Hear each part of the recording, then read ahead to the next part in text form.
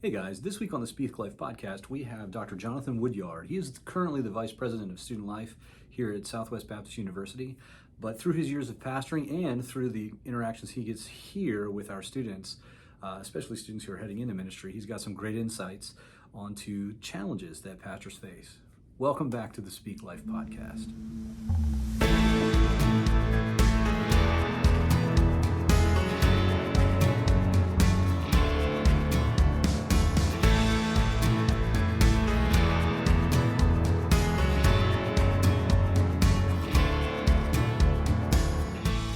Welcome back to the Speak Life podcast, everybody. This week we've got Dr. Jonathan Woodyard with us, who has pastored before, and now he's here as our, your actual title is Vice President of Student Life. Is that on point? Yeah, Vice President of Student Life. That's correct. All right, so Vice President of Student Life sounds great for here at SBU, but for our pastors listening, they might be thinking, I'm not sure how that applies. So why don't you talk a little bit about yourself, family history, and your history in ministry? Yeah, so my all the titles, right? So Vice President of Student Life, but also Assistant Professor of Historical Theology. So I do have a background in theological studies. I was a pastor for 15, 16 years or so before I went back into higher ed. So I'd actually pastored in Kentucky, pastored in Illinois for a little bit, Indiana for a little bit, and then left pastoral ministry, went back to seminary in Minneapolis before planting a church in Minneapolis in 2016 or so. And so a lot of pastoral background, went on to, I did an MDiv, THM, PhD, all in theology. And so that's my background, hopefully. So that maybe that's a little bit relevant for pastors as we're talking about things, but then transition back into the academy. First, I went into admissions, so worked at Bethlehem College and Seminary in Minneapolis, oversaw enrollment there, and was also a professor there. And then moved here and went from kind of the admissions side, which in higher ed, admissions is kind of, to put it in categories pastors may appreciate, is evangelistic. I want to tell you why you should come to, I want to win you to our school. And then now I'm on the student life side, which is more discipleship oriented. I'm trying to take who we have here and create certain types of persons or shape certain types of persons. So went from pastoral ministry back into higher ed, was at Bethlehem. Now I'm here at SBU. Yeah, which sounds a little bit, your current position here at SBU is kind of a sweet spot between higher ed and ministry because, like you said, you have the chance to disciple students where they are and just kind of help them to grow into the men and women that we're all hoping they'll be as they leave here at SBU. It certainly feels that way. I mean, it was one of the reasons we felt a draw to this position. When I say we, my wife and myself, it's opportunities for us to invest in students, to disciple, to point to Jesus, to help them grow in their faith. For those who aren't yet Christians, maybe share the gospel and see them become Christians. And then those who are here who profess to be Christians, we want to see them grow up in Christian maturity. So an opportunity for us to lean back into that sort of ministry was really exciting for us. Yeah, absolutely. So, with that being said, and kind of reflecting back on the pastor hat when you were having the chance to pastor there for quite a while, and really as you see our students heading out often into the pastorate or as you've interacted with other pastors, what the big question that we usually ask is, what are the top 2 or 3 challenges that you see that pastors tend to face today? Yeah, we were talking about this earlier, and when I was thinking about this question, it just it feels like a moving target because one day you're dealing with an issue, and this feels like the biggest challenge that I'll ever face in ministry, and then that kind of subsides, and the next day something else hits, and it's like, oh no, this is the biggest challenge, this is the greatest challenge, and so it's kind of a moving target. And so there were just a lot of challenges in ministry, and some days some feel bigger than the others. But when I sat back and thought about it, 2 real categories for me kind of emerged. Relationships, so that's people, relationships, right? That's a huge challenge, ongoing challenge. It's not one you can get away from because ministry deals with people. And then the other for me, I phrase it this way, theological patience. And so I explain what I mean by that in just a moment. So you take that relationship piece first. the reality is people are difficult. You yourself are difficult because you're a person, and we're all tainted by sin, right? So Right. we all know that Genesis 3 happens, sin enters the world. And so people think things they shouldn't think, they feel things they should not feel, they say things they should not say, and they do things they should not do, right? So sin Yeah. just kind of shoots through our whole being, including ourselves, even pastors still have the residual effects of sin. So the power of sin may be broken, the presence of sin remains, right? So uh, when you're dealing with people, you're dealing with sinful people. You yourself are a sinful person, and so that's just a recipe for tension, for conflict, and there's a temptation for me. One of the things I dealt with in terms of relationships was just a desire every now and then to please everybody, to try to be everybody's best friend. That I wanted everybody to be happy, to enjoy church, to enjoy the sermons, to enjoy the direction, and that just wasn't always the case. And so that often created anxiety in my own heart, that created anxiety in my family. If I knew people were upset about something, I had trouble focusing on my kids or my wife. And Yeah. so that just became kind of a problem. It's also hard when you think about people because people are so complex and people are different. Everybody's unique. Everybody has their kind of idiosyncrasies, or they communicate differently. The way you talk to men is maybe not the way you talk to women. The way you talk to certain men is maybe not the way you talk to other men. Now, I have friends in my life that where I can say exactly what I'm thinking to them. We can say shoot straight, so to speak. Yep.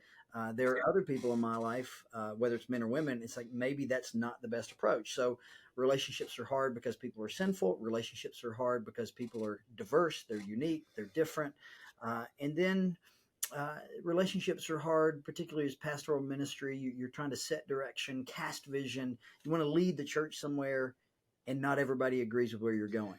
And so that creates tension. So relationships for me were always hard. And I think that's going to probably be the case until Jesus comes back and Yeah. we're all glorified and renewed.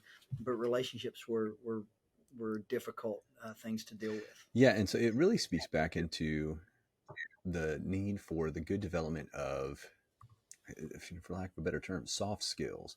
It reminds me of, Mm. when you see historically pastors who have struggled in churches, it's usually not about theological issues. It's usually about people issues and being able to connect well with other folks. And so Yeah. to be intentional about developing some of those relational skills, and to be intentional about developing those relationships in your church with your folks, is huge. It's paramount. Yeah. Well, there's a phrase that a friend of mine used years ago, and I use it now when it comes to relationships. You want to build relationships that are strong enough to bear the burden of truth, right? And It's a good so phrase. we need to speak truth to people. That's absolutely 100% correct. Sometimes people need rebuked, exhorted, right, pointed in the right direction, corrected. Um, but one of the things we have to do is build relationships that can bear that burden. Other people will use kind of the imagery of a bank account, right? Yep. You need to make relational deposits so you can make relational Yep. withdrawals, right? So those are just getting to the same idea that you have to build relationships with people so that they know you care about them, that you love them, you want what's best for them. And so when you come alongside of them and maybe have to have a hard conversation, or you're trying to let them know where you want to go, that they trust you, they know you're for them, not against them, and that helps navigate some of those Yeah. uh, relationships in the Absolutely. church. And the one thing that really comes to mind that screams out of that is those relationships. I use the word intention as I was describing it. Mm. They take time. Those aren't the kinds Yeah. of relationships that just form most of the time, just like that. It's the kind of relationship that takes investment. Now, like you said, and there are times that you connect with someone and you can tell pretty quickly. You just connect. You can start joking around pretty quickly, and the time is shorter, but it still takes time even in those to get to a place where it can. I like that phrase, a relationship that can bear the burden of truth. Uh, Yeah. Yeah. it, Those are important. Sorry, I no, didn't mean you're to cut good. you off. they do take time, but I also want to I know we're talking to pastors. I also want to kind of nuance it and say you can't be everybody's best friend, and you can't invest in Yep. everybody to the same degree. If you've got a church of 400 people, you're not going to be able to give, or 150 people, you're not going to be able to give the same amount of time to everybody in the church all the time. You're not going to be everybody's best friend. And so you shouldn't wait until, well, I can't say anything true to this person because I haven't had a chance to have a cup of coffee with them. I haven't had a chance to have them into my house for a Yeah. cookout, right? We still have to pastor people and shepherd people, but we just want to be as intentional as we can to always be cultivating relationships that can bear those truthful moments. Yeah. Well, and it also occurs to me, even in those situations, when you do have that larger church, I completely agree. Pastor still needs to be able to shepherd all of his folks. But you also should have, typically when you get to a church that size, right, you're talking about a multi-staff church. And so being able to Hopefully, connect with, yeah, invest in the other pastoral staff who can make some more of those connections, who are investing in volunteers. And so really we're talking about not just developing relationships that can bear the burden of truth, but developing a culture in the church of mm, developing relationships that can bear the burden of truth, that allow it to get to a place where, the pastor can speak into those situations if they haven't had him over for dinner, because there are other people who have made those investments kind of on his behalf, yeah, hierarchically. that's right. And again, that I think takes even more time and even more intention, especially to build that kind of Sure, church. yeah, that's good. So that was one. We're talking Yeah, about relationships and just the challenges that go along with that. What you mentioned that you thought you had another challenge that kind of came to mind. yeah, I did, and I called it. I made this up, but you can do that, Yeah. right? You can make up phrases, theological patience, and what I meant by that is you're leading a people, you're leading a church, you're pastoring a people, you're setting direction. A lot of times, what you're doing is you're leading theologically. You're Mm-hmm. leading. Here's what I believe the Bible says about an issue. This is where I think we need to go because of how I understand the Bible. And sometimes people just don't see where you're getting it. They don't understand this Yeah. theological principle yet. They don't understand where you're getting this from the Bible. So maybe just to throw out an example, baptism. Like we Mm-hmm. believe that you need to be baptized by immersion as a believer, Yep. right? So I believe that. I'm a Yep. Baptist. Not everybody believes that. I don't put it in the first tier where you're either a Christian or not a Christian if you agree with me, right? But it is an important Yeah. issue. And so we believe in believers' baptism by immersion. That's what I believe as a Baptist. And so maybe you're planting a church or you're leading a people and you're trying to help them to see that, hey, you have to be baptized in order to be a member of this church. Mm-hmm. And that's a debated issue, right? And so you've studied the Bible, you've read the passages, you've read the books, you've read the articles, and you see this. And this is a conviction for you, and you're trying to bring your church along. And so this again is just an example, and they just don't see it yet. And the temptation is to get really frustrated Yeah. and try to move really quickly. Or it's an issue like complementarianism. You believe that men are called to, well, qualified men are called to be elders or pastors in a local church, and that's reserved for biblically qualified men. But your church maybe hasn't been there historically, or this is new to them. You see it. You've read the Bible. You've read the passages. You've read the arguments, and they're just not there yet. And so you get really your temptation is to get really frustrated. Why don't they see this? This Yeah. is so clear, right? And so you become impatient. And you have to remember Paul's words to Timothy in 2 Timothy 4, right? You Mm-hmm. you do teach, you do exhort, you do all of these things with great patience and Yeah. teaching. So one of the frustrations for me, having gone to seminary, I went to Bible college, then I went to seminary, then I did a THM, then I did a PhD, and it's like, hey, I've read these things, see these things. This is so clear to Yep. me. Let's run this direction, and you forget to take your time, bring your people along, help them see these things, and don't get frustrated when it's not immediately clear day one that you've got to do this long. You're in this for the long haul, and you've got to give yourself to this great patience and teaching that Paul talks about to bring people along. So that Yeah. was a challenge for me, and maybe that's a personal challenge, but No, probably not unique to me, I would no, I imagine. can remember one of the first times I dealt with a challenge like that. I was very early in my ministry career as a serving as an associate pastor at a little church down in Texas, and they were a King James only kind of church. And I'm not a King James only kind of guy for many of the reasons you just mentioned. Thinking through the education I've gotten, all the reasons that I can come up with why King James English is 400-year-old English, and we're already on 4 or 5 editions later. All of that kind of stuff. And it's not only that they weren't catching up to my view, which I thought was a pretty well-informed, educated view. It was that they were deeply entrenched in that view, as many who are King James only folks are. And again, kind of like you were talking about with baptism and things, this is not if you don't believe the way I believe, you can't be saved kind of issue, right? Sure. But it starts to get at the heart of, I'm trying to reach out and evangelize children or youth, and they're not hearing behold in their everyday language. And so how do I deal with some of that? And the patience that you're talking about there, I completely resonate with. It also, I'm realizing the extent to which it ties into our first topic of building those relationships pretty intentionally. And that even if you have that relationship in place, that doesn't mean you automatically have the other things covered. You still have to have that patience on your side of things as you're helping people to see what they ought to see. Yeah.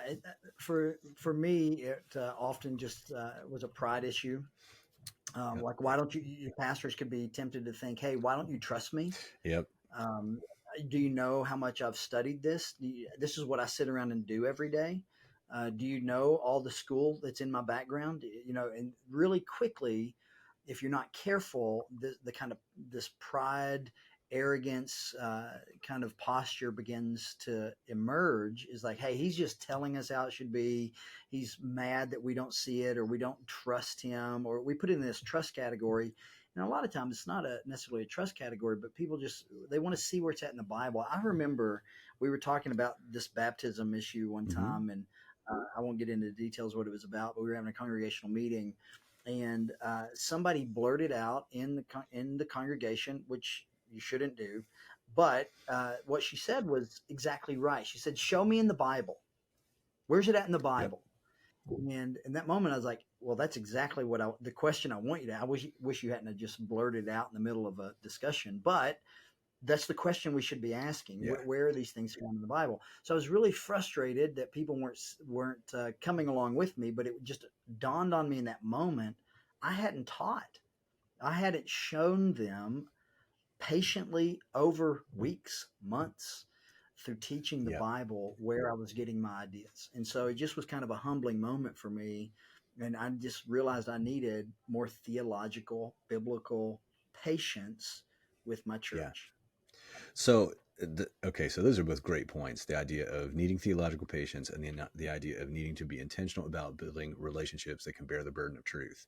So with that being said, as I'm kind of pay attention to where we are in time, we're about halfway through. And so what are the pieces of advice that you would give? What are the suggestions you would give to pastors out there for cultivating these things? Yeah, the first one in terms of relationships, I just go back to Genesis 1, and I want to remember who people are, just who they are.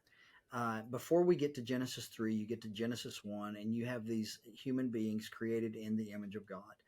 That no matter who I'm dealing with, no matter how ornery they are, no matter how stressful they can be or mean they can be, just remembering who they are. They're created in God's image. Nothing else on this planet bears the image of God, but human beings do. And so that's a helpful reminder to me as I'm looking at a person or I'm dealing with an email from a person, that this person is an image bearer. I remember John Calvin in he's talking to about how he deals with or how pastors should deal with critics, with so-called enemies, and he leads into Genesis 1. Just always remember you're dealing with someone who's created the image of God. Now, Calvin, if you know anything about him, right, he had plenty of critics. Calvin had plenty of controversies. He had plenty of people, even today, who don't like him.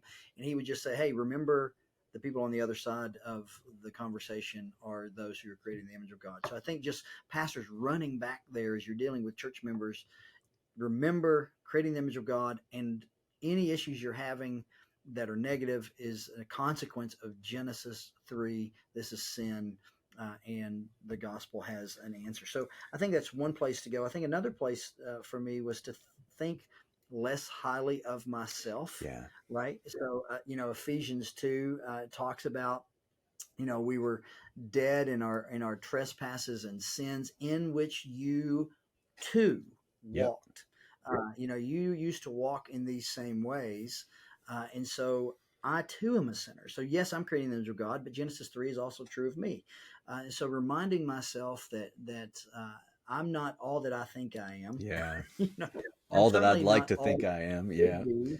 Right. I'm certainly not all that I should be, and I'm not all that I will be when Jesus Yeah. returns. And so just having this kind of humility about your own identity. Yes, you're creating the image of God. They are creating the image of God, and both of you are tainted by sin. So I'm sure I have blind spots. So that is something that is super You helpful. know, The let other, me, if I so can go just ahead. jump in real quick. So, as you pointed to Ephesians, as we move forward in Ephesians, part of the argument that Paul's making as he begins talking about putting on the full armor of God is the idea that we're all fighting against this Mm, darkness. That remember basically who the real enemy is we're fighting against darkness, yeah, where the spirits of darkness, the principalities, yeah, those kinds of things. And what I'm reminded of is, yes, we're all struggling against sin, but all of us, including those people that we might consider enemies, as you put, they're fighting yeah. against that same darkness too. And so That's we're right. really, when it comes to trying to head in the same direction and move toward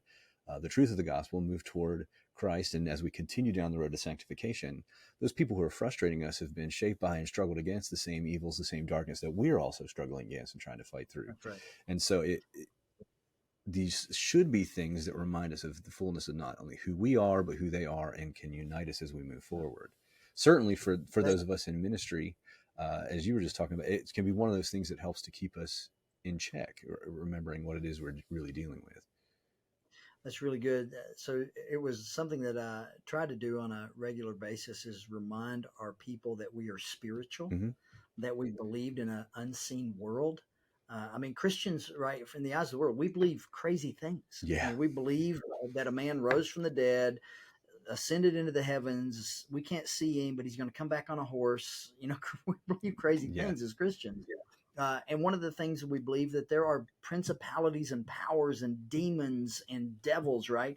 And so you can't see them, but the Bible tells us the devil Yeah. is roaming around. He has schemes, and he's not looking to play with us, right? He's roaming around looking to devour. Yeah. And so as you're dealing with people, it's not just you and the other person, it's you as a sinner, that person as a sinner, and then throw in there and demons on every side that are at war with us. Screwtape's Letters is a Yeah. great. You go read Lewis.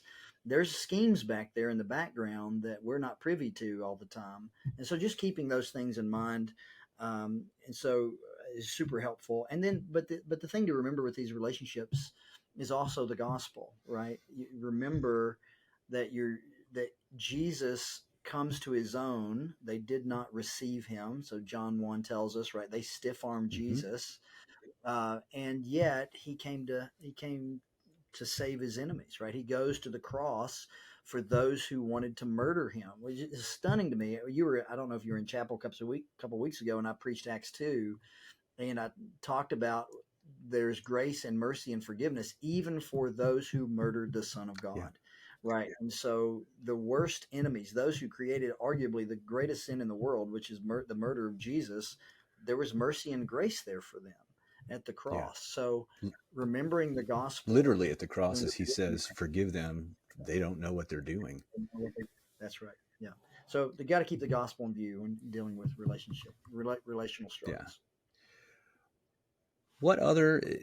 So we've talked about relational struggles on the theological patient side of things. What Yeah. would you suggest? What are the thoughts that come to mind? Yeah, so for me, it's read hard things. Remember uh, who you are, and that you didn't arrive just, become a believer and then know everything, Yeah. right? You weren't converted and then all of a sudden you had memorized the whole Bible and knew all the theological categories. So just kind of remembering your own journey is important, but then read hard things. Pick up a Herman Bavinck and read his 4-volume systematic and just figure it and see how hard it is to track. Yeah. It's like, oh, there are things I don't know. There are things Yeah. that are beyond me. Get a subscription to, I say this kind of and laugh, but I'm serious. Get a subscription to Jets, the journal, even the Evangelical Theological Society's journal. And people write some things in there that I'm like, I'm not sure I ever heard of this. I'm not sure what's going on. Yeah. And what it does is just remind me how much I don't know. And so remember your own journey, and then I would say make it a practice to read things that are beyond you. And one of the things it'll do is humble you. Yeah. And so those are two things. And then I think also have somebody in your life where they can remind you they're not impressed by you. Have people in your life that they're like, hey man, I knew you when we were in college ministry together. I remember some of the stupid things you said. I remember some of the things you did. Yeah. And so can I just remind you of how dumb you were at some points in your life? And I think that's a real help as Yeah. well. Yeah. Spouses can be good for that from time to time too. Yeah, my wife is like, I remember some of the early sermons you preached. Yep. And she's still. Yep. I'll never forget the time I'd been serving as a church as a worship leader, and somebody came in and they were looking at playing guitar and things during, and somebody in the congregation piped up, was like, well, I remember what you sounded like the first time you stepped up there with the guitar. I'm like, well, thanks. I think. But yeah, I mean, you need people in your world who can say those kinds of things to you. But even that, again, goes back to the idea of cultivating those relationships. That if you, especially in the church, in your church overall, if you have a culture of building relationships that can bear the burden of truth, if you have a culture of spending time, and you do that again with time, you do that through not only times of intense discipleship, but intense fellowship, just being together, doing life together, and being intentional about growing some of those people skills to be able to invest in your folks and develop those kinds of relationships. I think that's 100% on point. Are there any particular, you said read hard things and you mentioned a couple of books in there. Are there any books, podcasts, whatever, anything that you're working on that you think would speak into this that would be worth checking out? Yeah, I don't know if there's anything that speaks into this per se. There are things I'm working on. I'm not sure the things I'm working on kind of dovetail into this. I think I'm working on a preaching book that I'm going to hopefully turn in December, and trying to just help pastors think about the basics of what they're doing when they're preaching. I think preaching flows from the heart of a man who has seen great things in the Bible, has loved what he has seen, and can't wait to tell his people what he saw. And so that's what you're doing. I think on Sunday morning at base, it's more than that, but it's you're getting up to say, listen to what I saw in God's word. Isn't it amazing? And trying to apply it to their life. So I'm working on that right now. Also trying to publish my dissertation, which just got picked up. And so that, I think, was a real humbling experience for me as I was trying to write about the simple concept of faith. What is it? What is the essence of faith, and how the affections or emotions are involved?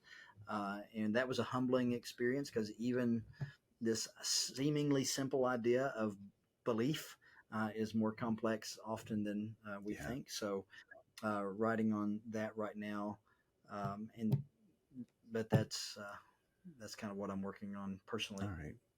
And then I'm working on a whole lot of policy, HIPAA, FERPA, things like that. that don't really speak to them. Don't have anything to do with pastors, but certainly a humbling experience. Yeah. All right. Well, Jonathan, thank you so much for being on the podcast today. I really appreciate it. Everybody, thanks for tuning in, and we will look forward to seeing you next week.